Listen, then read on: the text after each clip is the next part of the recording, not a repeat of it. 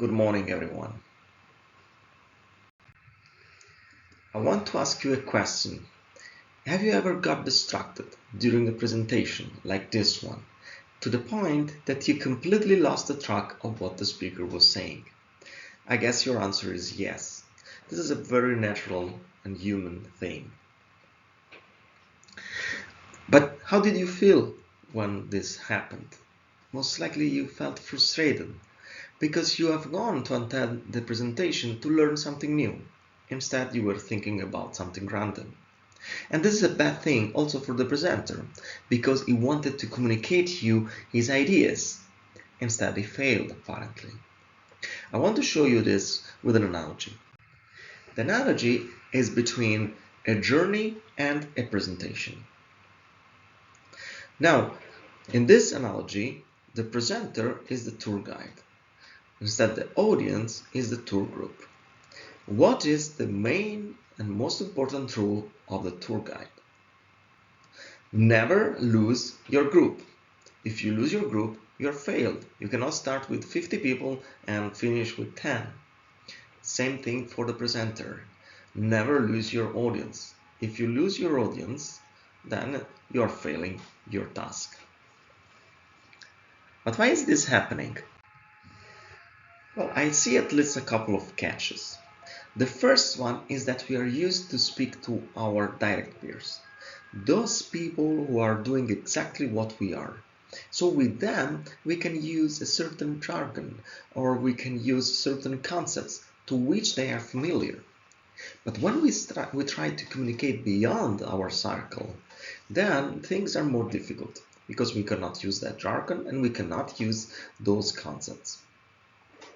The second catch is that you cannot fail your presentation. At the end, they will always clap you the hands. And maybe people will give you compliment even if they don't really believe in that.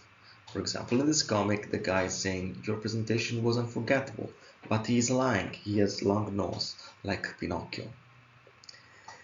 So basically, you will go back to your boss saying, I have done my presentation.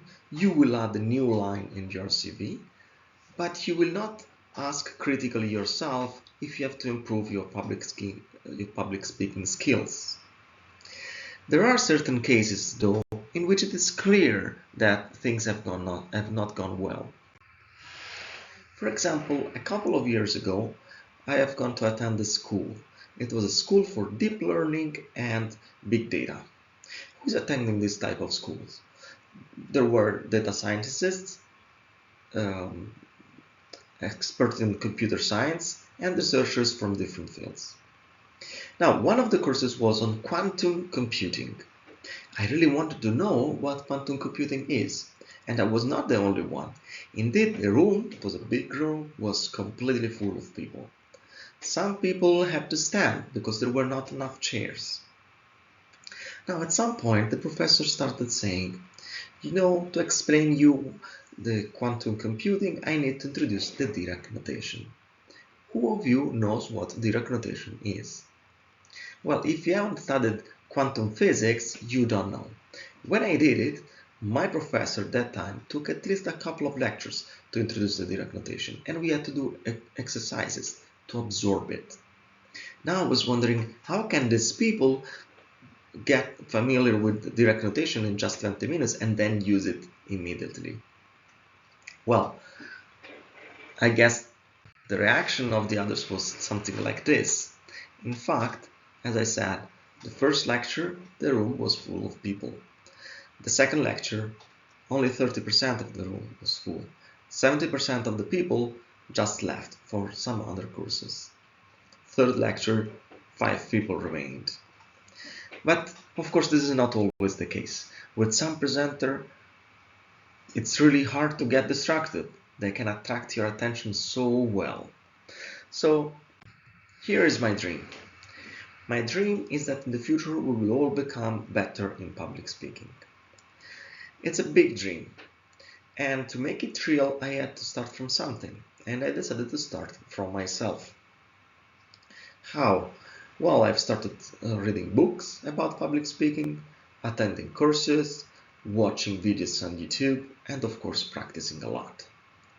Today, here is my promise, I will share with you some of these things I have learned. But don't take my presentation as an example of perfect presentation. I'm just a colleague of yours, a researcher, who wants to share with you this information. I'm not a professional speaker. Okay, now, what I have told you so far is the first section of my presentation, which is divided in this way. What, so what, now what? What's the meaning of these questions? The first part means, what is the problem? The problem is that we are getting distracted during presentations. The problem is the presenter cannot keep the attention of the people. So what stands for, so what do we care? Why do we care if people get distracted? We will get to this in a moment. Now what stands for, now what should we do to solve that problem? We will see it later. Okay, so what do we care if people get distracted? Why don't we focus only on those 5 people who can listen to us while we are presenting, and who cares about all the others? Well, I'll give you my reasoning. I am a researcher, and as a researcher, it's my job to create new knowledge. There is a moment in my project in which this new knowledge is only here in my own head. If I do not communicate this knowledge, it's like I haven't done anything. This knowledge will die with me. So it's important to properly communicate my work. Now, other researchers might be wondering, okay, but why don't you communicate your research with other tools? For example, we can publish a paper or present a poster in a poster session, or maybe doing a presentation. Well, the point is that these are different tools, and each of them has a different effect. For example, a paper is a good way to describe very accurately our work, and it's something that will last for many years. After many years, people might still be reading your paper. So I would say that it's a slow way of communicating. A poster is a great tool to make connections. People will come to you, only people who are interested because they read your title, and they will ask you specific questions, and to them you can give specific answers. But how many people can you reach in one poster session? Maybe 10, not more. Plus, I have never heard anybody saying, hey, that guy presented really a great poster. Instead, I've heard people saying, that guy did really a good presentation. Finally, presentations. First of all, when you give a presentation, you have the possibility to connect in those 10 minutes you're going to present your brain to the brain of all the people in the room. And this is a great and fast opportunity to share your idea. Second, a speech, a presentation is a multi-channel way of communicating. Using your voice, you can enhance the importance of certain things, certain concepts. You can use body language, and of course you can use slides and props. In this way, presentation is unique. So that's why it's important to learn about public speaking. Alright, now what? Now, what can we do to improve our public speaking skills? The first thing I want to show you is this game. Basically, you can ask your audience to scan the QR code and answer a question. It's an interaction between you and the audience. In this specific game, people will have to rank these characteristics of a presentation. This is a good example to engage with people. Alright, before I give you my advice, I want to share with you this model of how the attention of the audience might work. This is called attention model. and this is the ideal case. Basically, we have a time plot here in which on the y-axis we have the attention of people, which goes from 0 attention to 1, which is the maximum. The time goes from 0, which is the beginning of the presentation, to 1, which is when the presentation is finishing. At the end, people will clap you the hands. In the ideal case, the attention will stay up 1 for the whole presentation. Of course, this is an ideal case. Forget that this will happen for sure, for real. Most likely, this is what is going to happen. People will give you attention at the beginning. This is always happening. Think about it. When you start listening to a presentation, you will focus on what the speaker is saying at the beginning. But at some point, after a time called attention span, you might start getting distracted. And the attention starts dropping down to 0. This is the moment when you might get your phone and check something that is not related to what the speaker is saying. At the end, when you say in conclusion or something like this, people might give you attention again. They give you a second chance. At the end, anyway, they will clap you the hands. We already discussed this before. So the first set of advice I will give you are related to extending this attention span so that people might get distracted but a moment later. Alright, first advice I give you is to give people a reason to care. If people don't find value in what you're telling them, they don't have any reason to listen, so they get distracted. I gave you a reason to listen at the beginning. I made you to notice that usually we are getting distracted. For researchers, I have explained that public speaking is very important, otherwise our ideas are not shared. So give people reason to care. Second, you should get to know who is your audience. Let's go back to the analogy with the journey. If you are a tour guide, you might be able to roughly choose who is going to join your journey. For example, you might say, you know what, we have to walk a lot, so please, no children and no elder people. When you're presenting, you do more or less the same thing when you choose your conference and you choose your session. But still, you should try to understand who is in your tour group. Because, for example, if there are people who can swim and people who cannot swim, well, you cannot insert parts of your journey in which you need to swim. Similarly, you cannot use concepts to which the audience are not familiar with. Otherwise, you will lose them. That's why you need to know who is your audience. Another set of problems I see, I call them noise. This noise is something that makes harder for the audience to listen and understand what you're saying. So first thing is that you might be speaking in an unclear way. For example, you might be speaking too fast, or you might have a very strong accent, or you might be swallowing the ends of the words, or you might pronounce some words in a wrong way. Sometimes even the audio system might work against us, so it might distort our voice.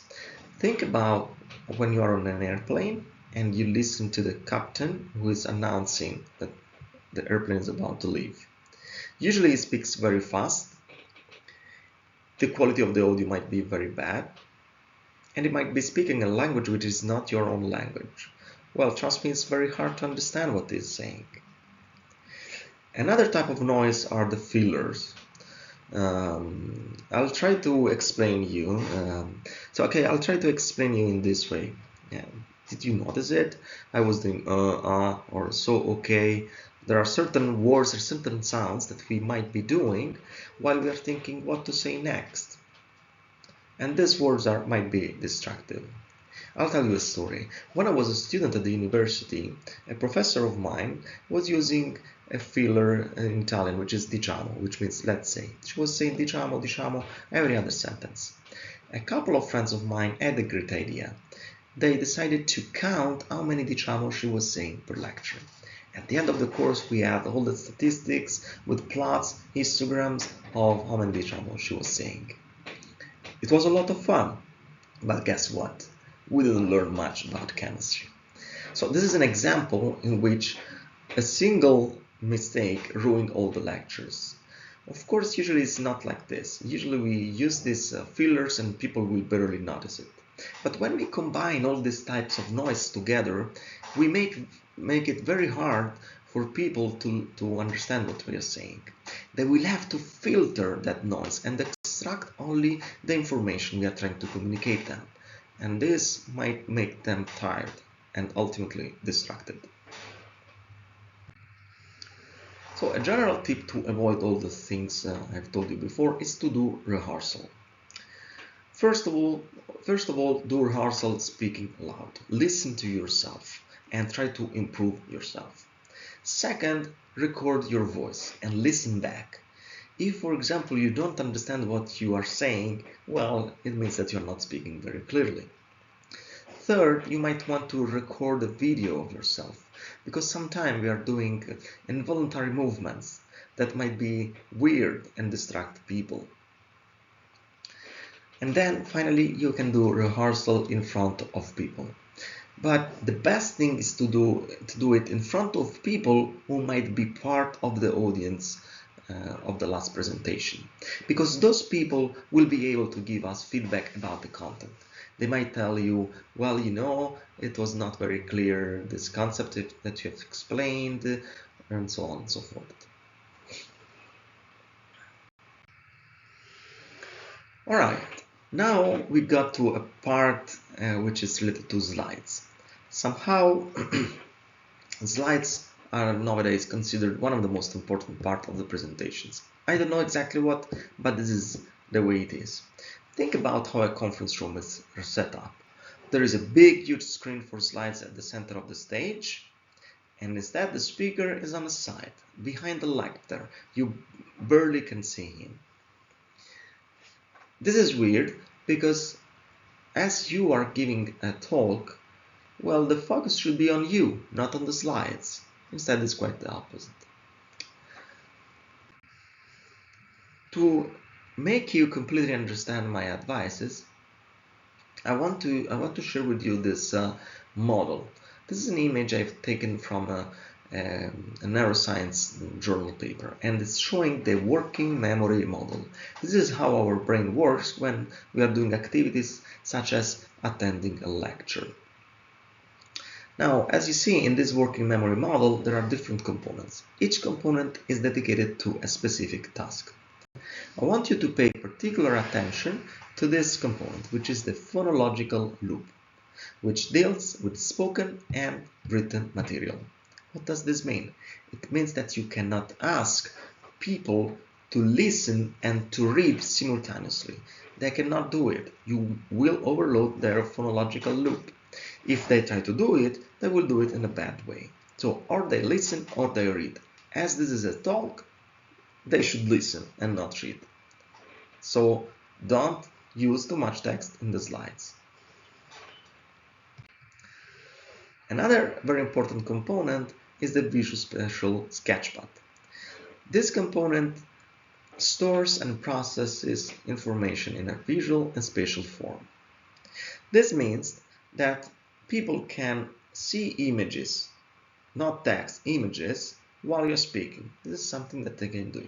So use your slide just for a visual aid of your presentation. Okay, this is an example of a slide. And as you might have understood, is an example of how not to make a slide. Let's see why. So, there are a few things I would change. First of all, the background has different colors. This doesn't help to make the right contrast for the text, for example. Look at the footer. Part of it, the last part, you cannot read properly. Then it is very bright. This will attract the attention of people who are naturally attracted by high contrast. So if you have a bright background, they will be attracted by the slide. Then you have to wave your hand to attract their attention again. You might want this, so if it is voluntary, use high contrast. Then I would remove some details. For example, the slide number, which is at the bottom right of my slide. I call this countdown to the end. If people see that there are still 103 slides to see, they will start thinking, okay, this thing is not going to finish soon. Remove also other details such as logos and your name, the title of the seminars. All this information you might want just in the first slide, and then don't use them again. Don't put there again. It's just a distraction for people. Then I already told you that too much text doesn't work. Images in this slide might be okay. You might be thinking that the problem of the previous slide was that it was ugly. No, that's not the point. Let's say that you like this slide. Let's say that it's a very nice slide from the graphical point of view. Well, I see still some problem. First of all, there is too much text. And then it's very complex. People need time to understand this slide. This is a very good image for a journal paper or a book, but I would not use this for a presentation. People will not have time to understand it, so why to show it? So this one, no. Also, this is something I see very often. Many plots in the same slide. Where people are supposed to look at when you show them this slide. They will waste a lot of energy to understand what you're talking about, and meantime they lose the concepts that you're trying to explain. So my recommendation is one plot, one slide.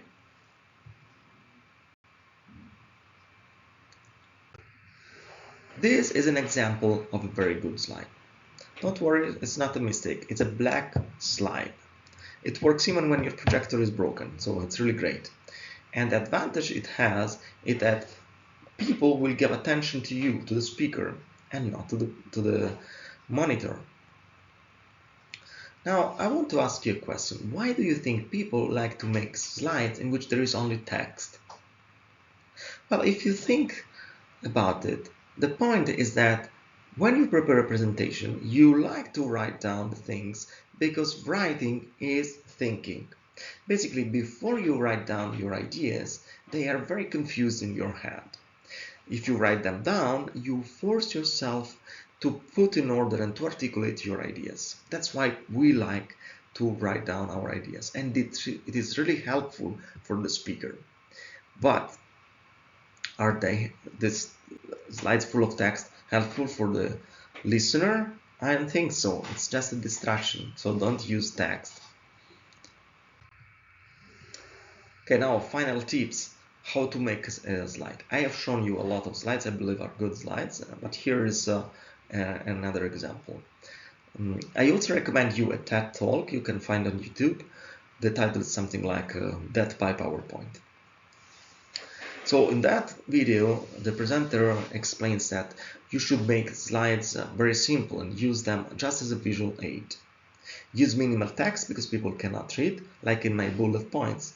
You see, I have bullet points which are not of sentences. Okay, it's just a few words, that's it.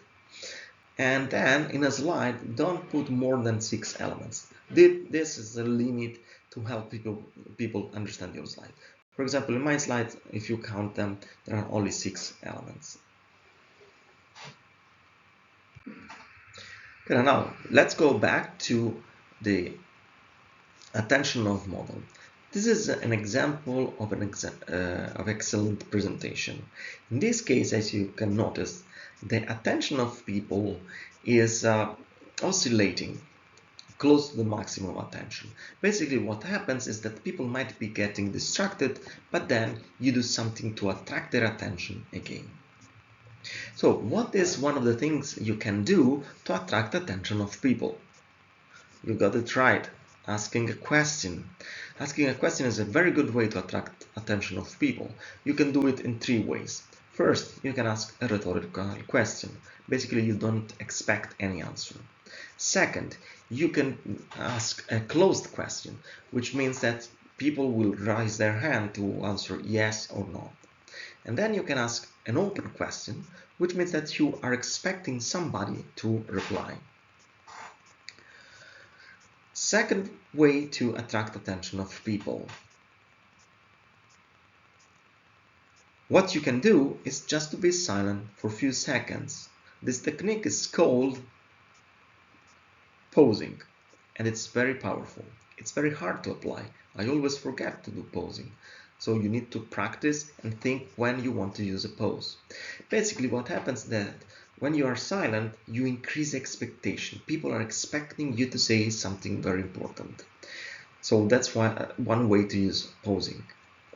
Another way is to replace fillers with a pose.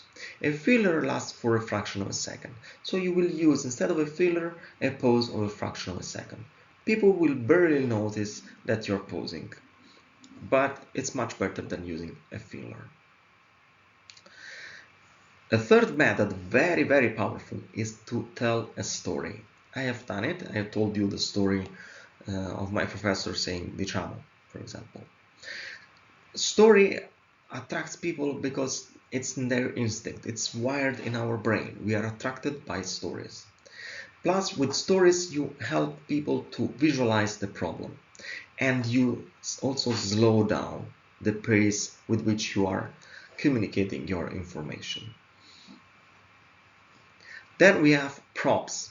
Props are objects that you can show during a presentation. Objects, not images. So you bring with you a real object. Maybe it's a product that you want to show people, and you bring to them the real product so they can see it.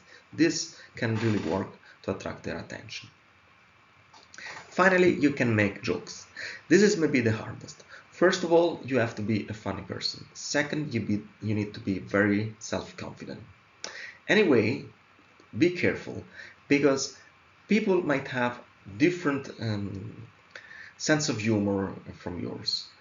So if you make a joke and people will not laugh, well, that's very bad. First of all, you will increase the distance between you and the audience. Second, this might increase a lot your anxiety.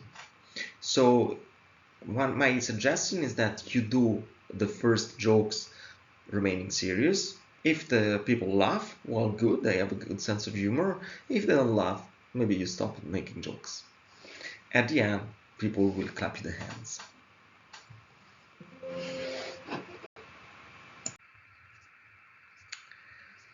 Okay, we are getting to the end of my presentation, and I want to dedicate the last two slides on how to start and how to finish your presentation. As I told you, these are very important moments. During both of them, people will give you attention, especially at the beginning. So don't waste that time. Use that time to ignite curiosity of your audience. Don't waste the time to say, good morning, I am Lorenzo, I work for ANGV, blah, blah, blah. This is very boring. If you want to do it, maybe you can do it after you have ignited curiosity of people. So you will say the first thing, and then you say, before we continue, let me say that I am Lorenzo Iafolla, my co-authors are, blah, blah, blah. How do you ignite curiosity of people? So instead of presenting yourself, for example, you can state immediately what is the problem you're going to talk about. For example, I could have started saying, today we are going to talk about public speaking. An even better way is to use a bit of your creativity. For example, you can start asking a question. This will force people to think about the problem. The first thing I told you, it was a question. I ask you if you get distracted. You had to think about those moments in which you are distracted during presentation, so you visualize the problem. Similarly, you can tell a story. You tell a story to help people to visualize the problem.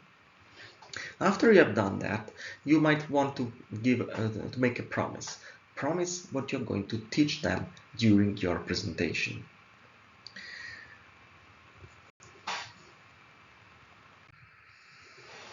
How to finish? At the end of your presentation, you might want to list which are your contributions. What is your work about? What did you talk about? Then you can use what is called narrative symmetry. For example, if you have started with a promise, then you can finish saying, I kept my promise because I gave you advice for public speaking. You can also call for action. This is what I want to do. Remember that I told you that I have a dream that we all become better in public speaking.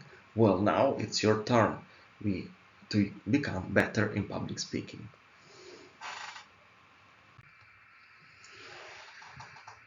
Before I leave you, I want to give you the very last advice, which is related to the very last words you should say. Now, in one of my favorite lectures, the professor was explaining that you should not say thank you.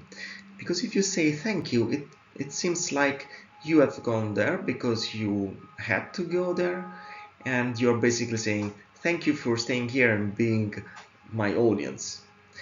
That's not the concept of giving a presentation. The presentation is more like a gift, a present. Your present is the idea you're communicating to people. So when you give a present, you don't say thank you, you say maybe you're welcome. Now, my last presentations, I did exactly that. I did not say thank you.